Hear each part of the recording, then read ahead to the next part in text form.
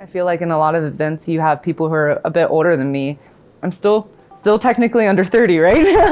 Yes, you can come back and also talk to your university. Is happening at the service. My name is Rebecca Keller.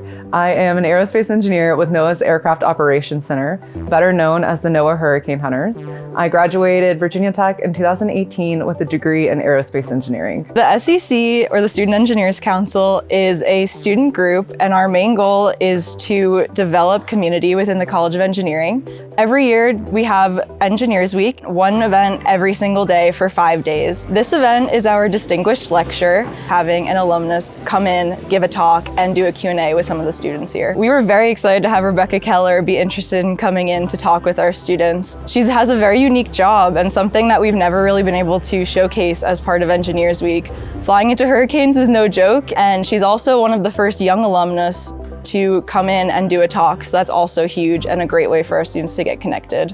I chose to come back to Virginia Tech for this event just to be able to give back to the engineering students, knowing that I was eager to know what type of careers were out there. I had no idea that the NOAA Hurricane Hunters existed, so sharing what I do and the incredible mission that we accomplish is really an honor. Virginia Tech is very much ingrained in my family. My dad is a Virginia Tech grad of the class of 1981 in electrical engineering. It is truly a wonderful experience to come back and be able to give back. I get a little teary-eyed, I don't know. I think we can all agree Virginia Tech has one of the most outstanding communities there is. I knew I had to take this opportunity and come back and relate to the students and just encourage them to let them know that you don't have to have it all figured out right now. I was once in their shoes only 8 years ago. Whether it was with my study partners or a design team or just other classmates, figuring out how to problem solve and come to a conclusion together. That skill has